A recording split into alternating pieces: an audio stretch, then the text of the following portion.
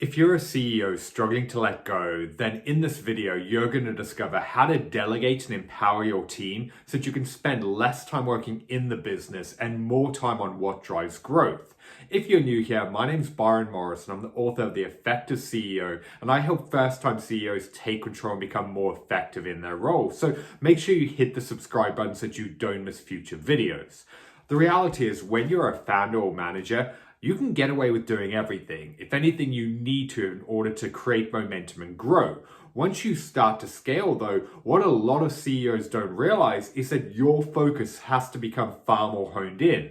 The reason being, between all of the new responsibilities and demands from stakeholders and a growing team and all the day-to-day operations, there's going to be so much more on your plate. This is why everything you do has a cost. Every hour you spend in one thing is an hour that could have been spent in something else. Every week I speak to CEOs who are stretched thin and overwhelmed by everything they need to get done. But when we really dive into it, even though they're incredibly busy, they're not actually getting much done. Not much of value anyway. Instead, they're spending their days focusing on tasks they shouldn't, putting out fires and solving other people's problems instead of focusing on the tasks that are actually going to get them to where they want to be. And that's why if you want to take the business to the next level without burning out or losing your sanity, then effective delegation is going to play a key part of your success. In order to effectively delegate though, the first thing you need to figure out is what you should actually be doing with your time. To gain clarity on this, there are going to be 3 questions that you need to answer. The first is, what is your zone of genius? This is going to be different for every CEO. For one, it could be product or business development. For another, it could be sales or marketing. And this is why you need to look back on your career and really think about, what is your superpower? What is it that if you spend more of your days doing this, you'd have the biggest influence on driving growth? The second thing you need to answer is, where does your time have the greatest impact? There may be some overlap here on your zone of genius, but there might also be other areas of the business where you have a huge influence on actually getting results. And then the third thing you need to answer is, what can only be done by you? Because there's going to be tasks that are going to be outside of your zone of genius, but still they're essential to your role and responsibilities. This could be anything from preparing for board meetings, running certain presentations, looking at financial reports. Really look back over the last few weeks or months and what were the essential things that you couldn't hand off or give to anyone else. By answering these 3 questions of figuring out your zone of genius, where your time has the greatest impact and what can only be done by you, that's going to help you clearly define your role and responsibilities. The reason it's so important to know all of this is then going forward, you can start to look at what you take on through the lens of, does it fall within your bubble and responsibilities? And if the answer is no, then you need to start to delegate and let it go.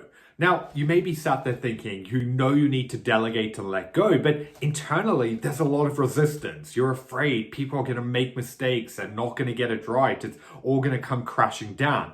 And I get it. It's terrifying when it's your baby, you're emotionally invested, when your reputation's on the line. That's why before we get into how to actually delegate, I just need to address the mindset behind actually doing so. Because generally when a CEO says to me that they're afraid to let go, it's for one of 2 reasons. Firstly, they don't believe that their team has the skill set or capabilities to do it effectively. If this is the case, then you really need to go back to a foundational level and look at your hiring practices. But if you're sat there and you believe in your team, then that's a sign that you probably haven't given them the right guidance or opportunity in order to step up. And this is why it's so important to accept and recognize that when you delegate, people are going to make mistakes. They're not going to do it exactly the same as you, or they won't get it right straight away. And that's okay. But the alternative is you continuing to do everything yourself, and that's just going to bottleneck growth. This is why in order to effectively delegate, there's 3 key things that you need to get right. The first is effective communication. Part of the problem with being a visionary thinker with big ideas is your brain probably runs at 1,000 miles an hour. You're used to having an idea and then diving in where you execute and operate at pace. While this may work when it's just on you or a small team, this can be catastrophic as you start to scale and grow. The reason being is people can't read your mind. Just because something makes sense to you doesn't mean that it makes sense to everyone else. I saw this come up with a CEO that I was working with, where he came to one of our sessions really frustrated that he delegated a project to his team, and when they presented it back to him, they completely missed the mark. What I got him to do was to go back to them and get them to talk him through their way of thinking and why they approached it that way. In doing so, he realized that they completely misunderstood the brief. He hadn't been clear, and he could see why they came to this outcome. This is why if you want to effectively delegate, you need to communicate what the individual needs to know. The best way to do this is to take some time to prepare in advance. Really think about what is the outcome that you want? What information or context do you have that other people don't? What do you need to communicate that'll help them fully understand what needs to get done? Preparing this in advance is going to make sure that you can get all of your thoughts in alignment. So instead of just hoping for the best or winging it on the spot, you can actually set clear expectations of what needs to get done. The second thing you need to do is ensure that the person you're delegating it to fully understands what they need to do. I'll give you another example to put this into context. There was a CEO that I was working with who his business worked with a lot of detailed data and reports and analytics. And he found this reoccurring problem where he would delegate tasks to the team and they would come back a few weeks later filled with mistakes. This would then mean that he would have to dive back in, fix it himself, which would take 10 to 15 hours at a time. And it was really disrupting everything else that he needed to get done. Now, generally when someone says to me that more than one person in the team is making mistakes, that for me is a red flag that they're not doing a good job in clearly communicating, setting expectations, and setting the team up for success. What I found when we dived into it is he would just go all over the place. He'd bounce around between ideas, he'd try and interject new thoughts, and it would completely confuse the individual and leave them overwhelmed. Now, for whatever reason, they would go away, say it makes sense, and then try to figure it out. And that's where the mistakes were coming in. One of the simple solutions that I got him to implement is that when he took someone through a project, he would then say to them, okay, now talk me through everything you need to go and do. Because if someone couldn't explain it back to him, then they didn't fully understand what needed to get done. And it would be a warning sign for him that he hadn't done a good enough job in really communicating and explaining the task. And this is why you need to ensure, is the person's questions answered? Is there anything they're unsure about? Is there anything else that would make their life easier or that they need to ensure they don't overlook? Don't skip this step, because this is going to help you avoid a lot of mistakes and headaches down the line. The third and final thing you need to do, and this is what so many CEOs and leaders I speak to either forget about or get wrong, is you have to set clear expectations on deadlines, timeframes, and holding people accountable. I saw this come up in one coaching session with a CEO where he came to our call highly frustrated that a couple of weeks ago he delegated a task and he found out that morning that it was only just done that day. For him, he had said that if he knew it would take them that long, he would have just done it himself. I asked him, did you tell this person when you needed it by? And he said no.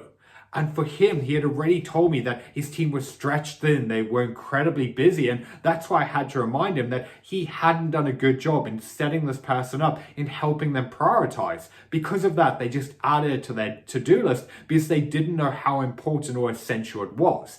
And this is why you never want to leave a conversation where you delegate a task without being clear on the next steps, saying to the person, this is when I need it by, this is the time frame that we're working in, and then agreeing on accountability measures to ensure that they follow through. This is going to have such a big impact on your results, because if you don't get this right, you're going to find that's when people start to drop the ball or they don't follow through with what needs to get done. For larger projects, this is also where you want to think about what do you need to know in terms of status updates for you to stay informed with what's going on. For instance, if it's a 3-month project, maybe you need a feedback loop where every single week you're sent a report that breaks down the progress, challenges, or anything that you need to know.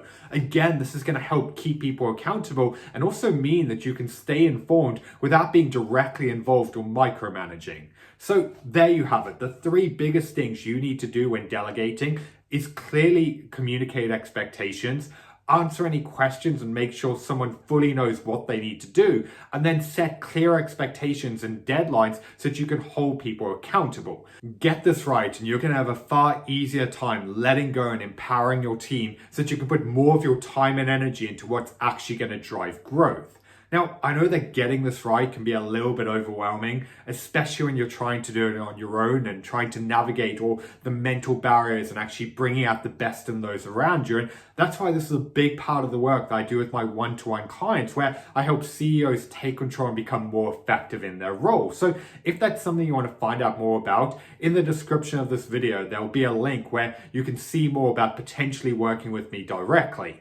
Also, if you want to dive into this topic further, check out my book, The Effective CEO 2.0, because I go into a lot of these themes in more detail that's going to help set you up for success. So one final note to add to all of this is I know that delegation is scary, but remember, no great business was built by one person. Instead, it's a team of people coming together to execute on a goal. And that's why you have to embrace this part of the role, because if you don't, you're going to continue spending your days stretched thin and overwhelmed, where you're the one bottlenecking growth. When you can actually get out of the way, though, that's how you can take the business to the next level of success without burning out or losing your sanity along the way. So if you have any questions on this, drop them in the comments below or reach out to me using my email in the description.